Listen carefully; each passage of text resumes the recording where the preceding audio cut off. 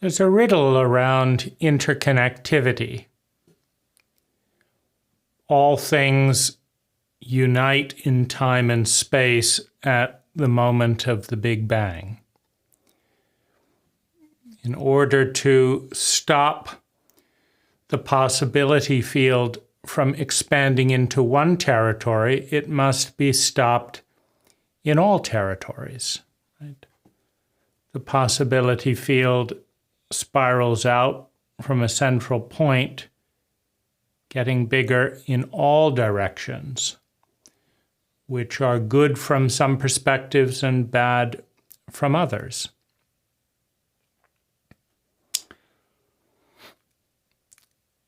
The possibility field, the mathematical field, collapses if a single number is absent.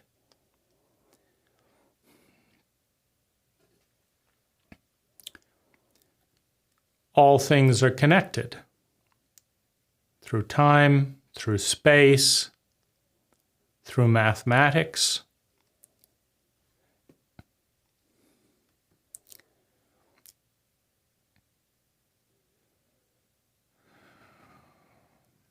And so the genesis of love, right? If we look at the fall from grace into duality, that which I love, that which I do not love. How do we return to the garden? How do we transcend the illusion of separation, the reality of language, and return to the whole? Well, one of the shortcuts or bottlenecks in that process comes in the fact, or in the form that every human being with enough cruelty, with enough trauma, with enough pain,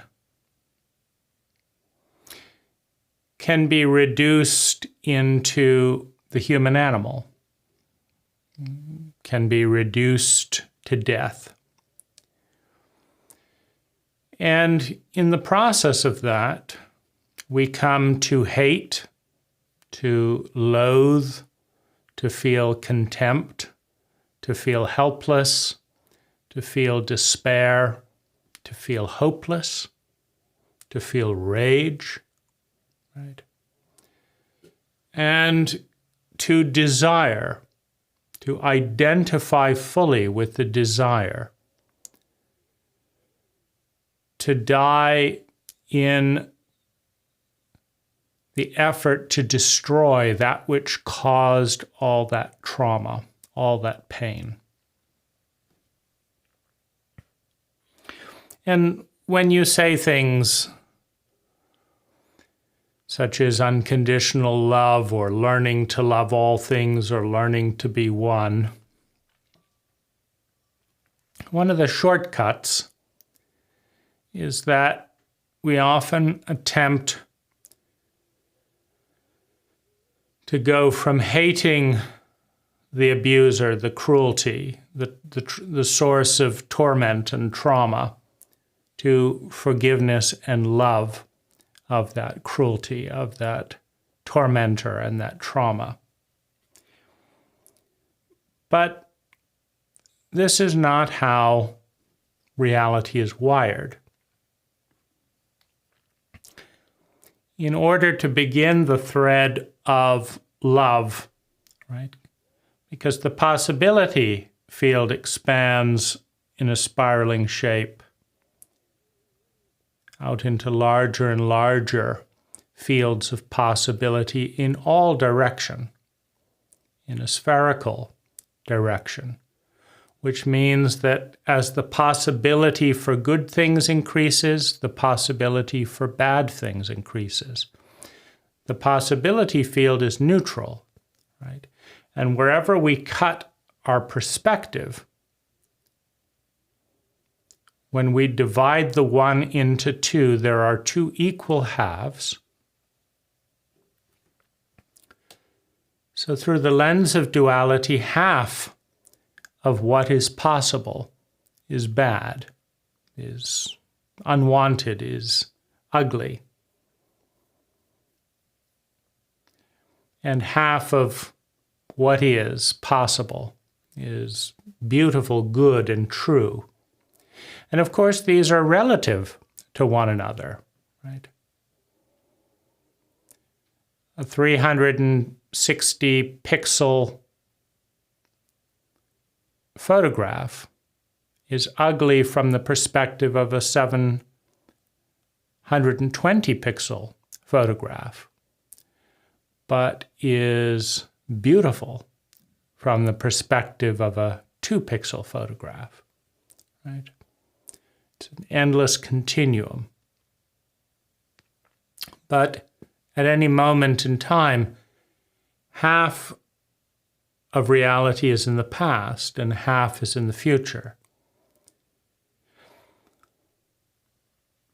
Now, the thread, right, when we are traumatized, when we are hurt, when we are violated,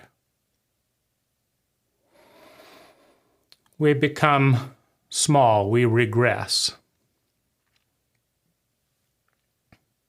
to death, to wound, to insanity, to the human animal, to hate, to pain. We become a smaller version of who we were. And the impulse, a dissociative, a sociopathic impulse, is to banish the small, the hurt, the needy, the ugly part of ourself, the unwanted part, in a cult that lacks the competency, the empathy to love the smallest parts of who we are. From a position of banishing the little one, the small one, the hurt one, to attempt to forgive or love the abuser is a joke, right? It's an insanity. It's an absurdity at best. It's spiritual bypass, numbing our real feelings, aspiring to the idea of loving all things.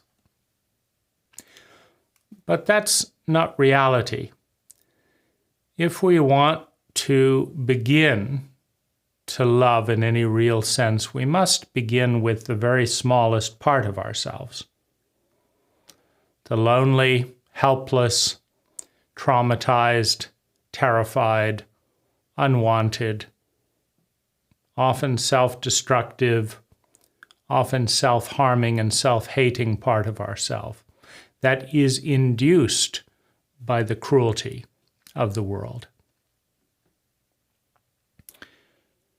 And if we are willing to love enough to care, if we are willing to care enough to take time, if we are willing to take enough time to see,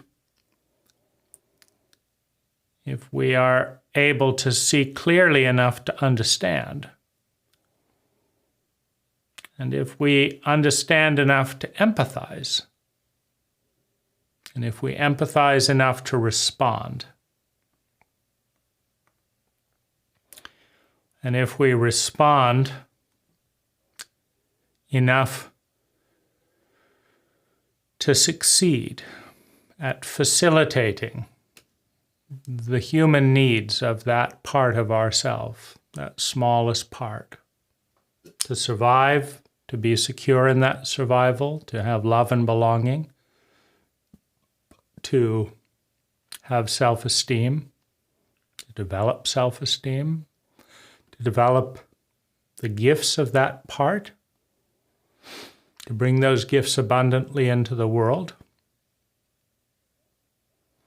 And on the foundation of that abundance, to serve and love something more than that part, more than ourselves. Then that part is no longer filled with hate. it is loved into compassion.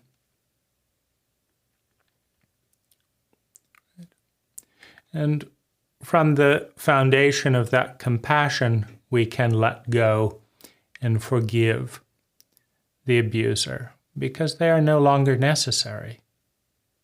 Right? The wounded parts, the smallest parts in us, are trapped when a large part, a parent, a power figure, a giant, a grown-up, when a large figure inflicts the intergenerational wound on a helpless infant, on a small one,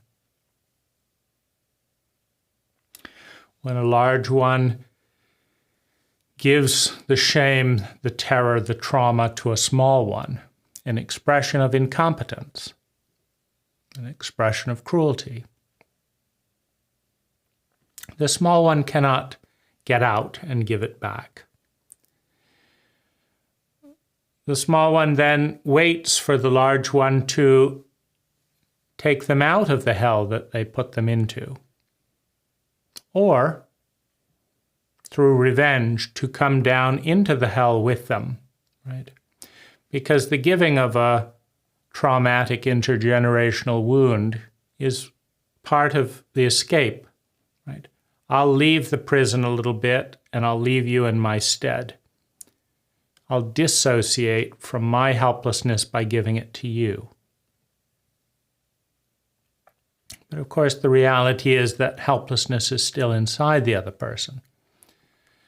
So sometimes the victim of abuse reaches out through revenge and gives back the terror, gives back the horror, gives back the pain to the person who doesn't know how to heal it, who doesn't know how to love it in themselves.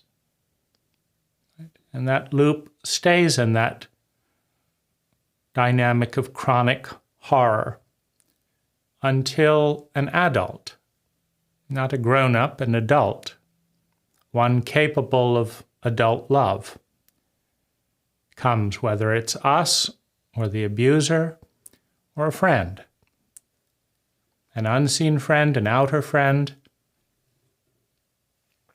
until help is given. And as help is given,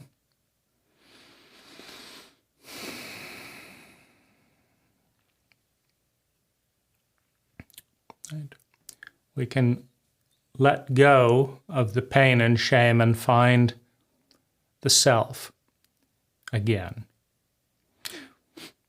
Once the self is found, once the exile, the scapegoat, the buried one, is taken out of the grave, taken out of the hiding place, from the dungeon, and is loved and healed.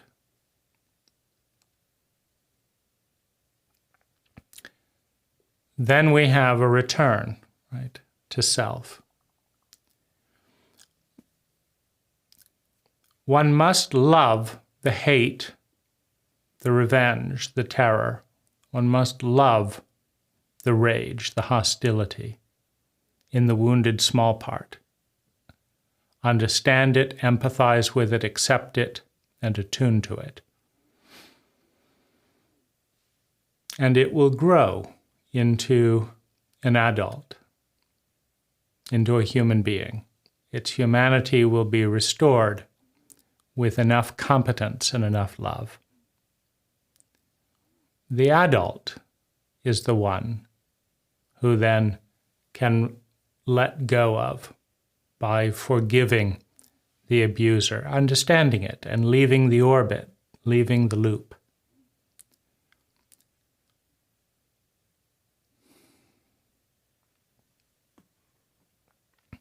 Right. We return to the garden ultimately when we pass through the darkest parts of our pain, the deepest areas of our wound, and bring those parts back to the light. in the light, healed, filled with love, we can let go of our attachment to the past, to the pain. And with that, to the shame and to avoiding the love, the sense of deserving. We can let go of that. And we can